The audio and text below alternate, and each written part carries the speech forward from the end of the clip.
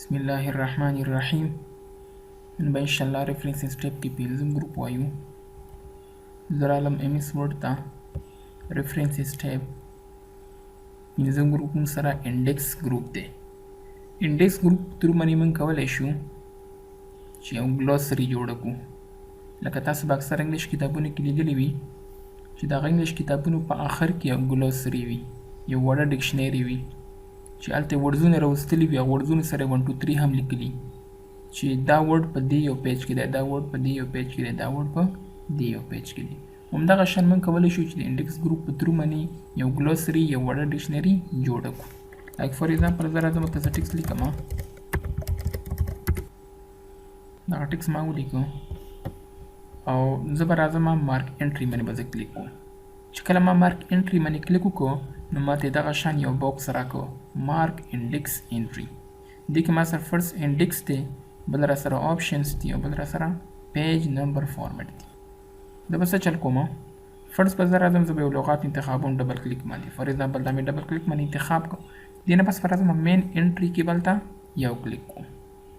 بیا له دې څخه وروسته ما سره سب انټري دی. سب انټري کې به زه د همدغه وضاحت لیکم چې فار ایگزامپل ګیلري څه مطلب دی. فار ایگزامپل زه ورته لیکم چې فوټوس اینډ ویډیوز مې فار ایگزامپل ورته ولیک. بل سره آپشنز دي چې آیا دغه سره څنګ کې ته پیج نمبر راولي یا فار ایگزامپل کراس ریفرنسز، لایک فار ایگزامپل سی ان پیج نمبر 1 دغسې بعضې لیکلي وي سی ان پیج فار ایگزامپل 2. یا هم دا شان پیج رینج. پیج رینج مطلب دا دی چې تاسو بک مارک ورکړي وي، صحیح شو، تاسو سره هغه بک مارک هم راوستلی شي او ضمن دې سره ماته کراس ریفرنس راوړه. او بله خبره دا دغه معلومات چې تا ته راولي دا بولډ وي که ایټالیک وي، څنګه وي، زه ورته یم دا دې بولډ او ایټالیک وي، دا مې مارک. بیا زه رالم ډبل کلیک، دلته سنګل کلیک، دا ما سره ټول خپل حالت ته راله. زه دې سره پیج نمبر راته راوله، بولډ ایټالیک یې مه راوله. یو را سره مارک دی، بل را سره مارک آل دی. مارک که تاسو کلیک نو دغه یو دانه به مارک شي، د یو پیج نمبر ته مارک شي. که مارک آل ته واخیسته نو د هر پیج نمبر ته مارک شي. دا ما مارک آل ورته واخیسته. زه راځم فار ایگزامپل دا مې انتخاب کړه کلیک مارک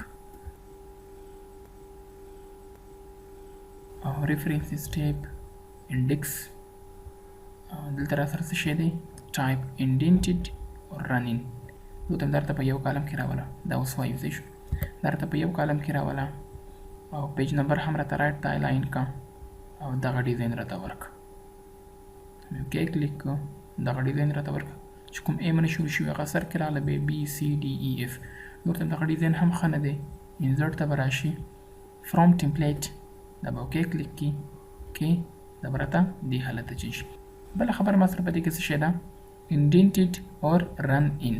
زه ورته یم چې فار ایگزامپل دغه کوم معلومات چې ما ورته لاندې ورکړي سب انټري دا ورسره څنګ کې راوله، رن ان باندې به کلیک کړي، دا به اوکې ورته واخلي، یس دا ورسره اوس خوا کې راغله. بله خبره ما سره دې کې څه شی ده، مارک انټري. ٹھیک شو، مارک انټري دا همدا خبره چې دغه مارک انټري ته به ما راولي. اټو مارک ته اوس اینډ کې وایم انشاءالله.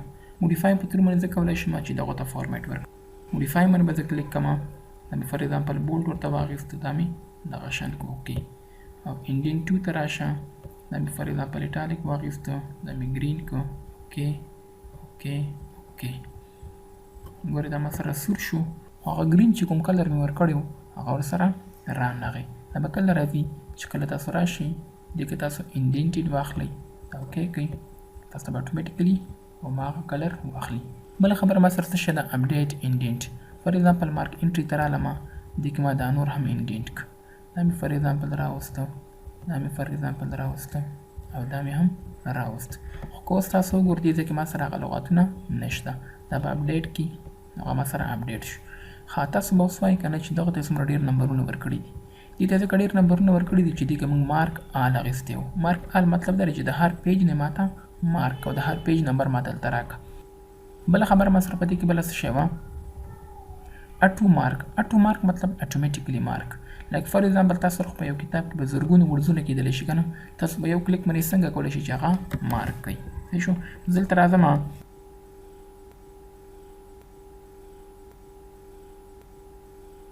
دغه لغتونه ما ولیکو.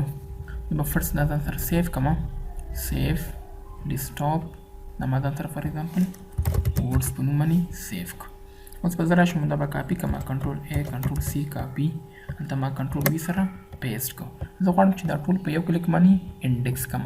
انسرټ انډیکس ته به راشئ اټو مارک چیرته سیف کړی دی دا یو دی دا به ورته اوپن کړي ټول ته اتومیټیکلی څنګه شو مارک شو. صحیح ده که نه؟ دغه شان تاسو به راشئ کنټرول انټر ورته بس ورته ولیکئ انډیکس کله مو چې انډیکس ورته ولیکه تاسو به راشئ دلته ریفرنس ته انسرټ ته او دا بل ته اوکې کلیک چې کله مو اوکې کلیک تا ته اتومیټیکلی دا راته درکړه.